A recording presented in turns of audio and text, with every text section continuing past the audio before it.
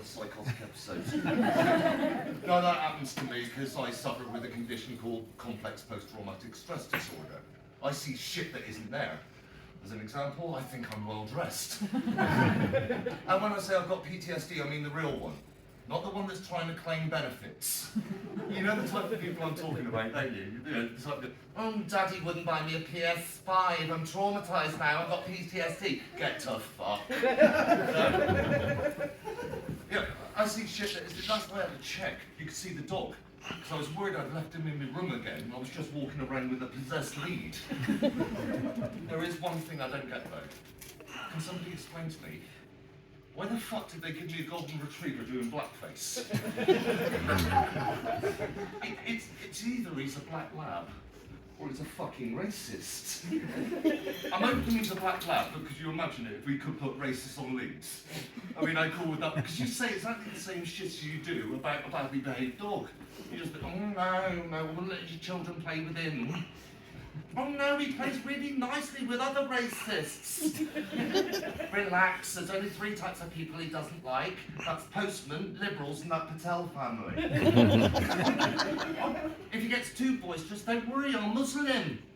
I said, I'm Muslim, there's no way you can turn a racist into a Muslim. No, but Hawk here helps me manage many of my PTSD symptoms.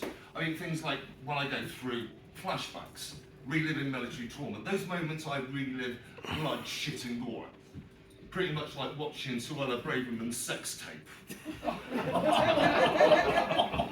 Ironically, it's the least offensive thing she's done in the last few months.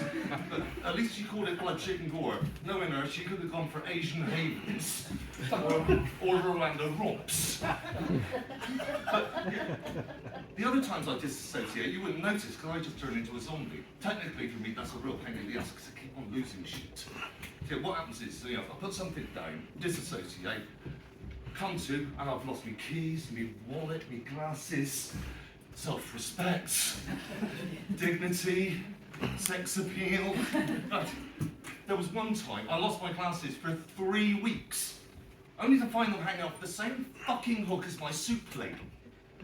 Do you realise how bad that is? I'm a single old bastard that lives on an old yacht. How often do I make homemade soup? The only way I could see again was through an impression of Jamie fucking Oliver. My psychiatrist though gave me a brilliant tool on how to find things when I lose it. What you do is you end up repeating the name of the thing you've lost out loud, rhythmically. So I'll be there going, keys, there are me, keys, brilliant. I told a fellow mate of mine who's got PTSD about this technique, he went, Jay, given you haven't had sex in a while, why don't you try it on your cock? So I did. I was there going, penis. When I came to, I was in the local conservative club. It's not as bad as the time I tried to find myself a girlfriend by repeating the C word for lady parts. Yeah. I was going, came to, and I was voting for Matt Hancock, and I'm a celebrity. Oh, I just bolted then. And the other problem with PTSD, obviously, is it's not going to really aid me finding myself a lady, is it? Then compound it with the physical limitations. I mean, have a look at me. I'm a physical contraceptive. Even my best mate turned round to me and said, "You're what would be delivered if you went and ordered Christopher Walken on Wish." I mean, the only way I'm going to be described as a catch is accompanied by the words chlamydia and syphilis. I mean, I'm the kind of bloke that shouldn't carry condoms, just a free prescription for Caniston. And of course, this sexy accent isn't going to help me, is it? I mean, it didn't help me in the Navy. A lieutenant commander that sounds like Wurzel fucking Gummidge. And no woman in the throes of passion wants to hear the phrases, "Well, lover, that feels delightful."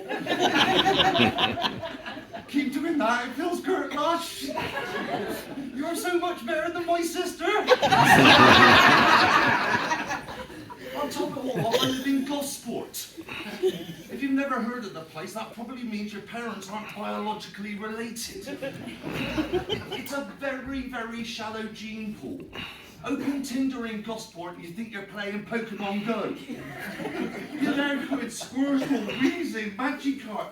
I mean, spend 5 minutes on that app, you think you're casting the next episode of Resident fucking Evil. And then, biggest problem? Hawk. He's a far more attractive partner than the mental case he's tied to. He's better looking than me. Am I wrong? No. You want to pet him? If he gets his lipstick out, you're just going to laugh. I do it, I get arrested again. I mean, you know, there's this rumour that certain ladies will take a larger, less attractive friend out with them to the clubs. Yeah? I go out with Hawk, I'm the fat slag. The worst part for me is in the last 12 months, I've been asked 3 times if I want to put him up for stud. Do you get the irony of that? This dog has been offered more sex in the last 12 months than I have in the last 4 years. And if he gets it, he's getting paid.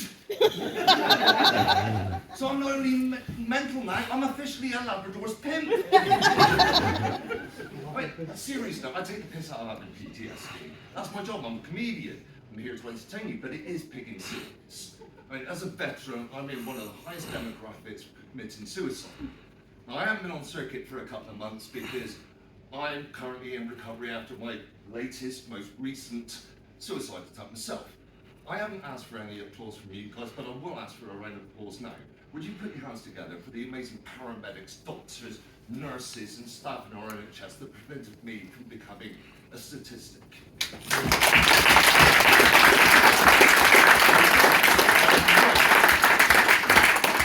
I won't get you to applaud Project Recce and Project Comedy, even though members of that community did phone 999 while I was going through it. I will explain why. I've been open and honest about my suicide attempts, even on our podcast. And when we were talking about it on one of them, my brother ambassador Gabriel Murphy, a man so dark he makes Frankie Boyle look like a panto fairy, turned around and asked me, well, how many gigs have you done, mate? I told him. He went, you better stick to the comedy, pal. I went, why? Because, well, you're good at making people laugh, but you're fucking useless at killing yourself. And he's right, you bastards have been at 6 suicide attempts and I'm still laughing, and you're laughing at the fact. I mean, he's just proved that rehab is for quitters. So, in that case, I might as well try it again, see if I can stretch out into the water of meeting some ladies. And I have tried dating women of my own age group. Only trouble is, I keep on getting exactly the same rejection. I was looking for somebody younger. Turns out women of my pedigree want to become cougars. Well, I get that. They want something with a few miles left on the clock, not this broken down old wreck with a very poor service history record. So the only options I've got now is if I want a girlfriend, I've got to become a toy boy. I sat down on my calculator and do the maths. Turns out my next date is currently triple jabbed in a care home somewhere. So I'm left with 2 options. I can either give up on dating, or I become an OA pedo. So if you know any ladies that are into Werther's Originals and Labradors, send them in my direction. I've been Jay Saunders, the good-looking one is Hawk. Thank you so much.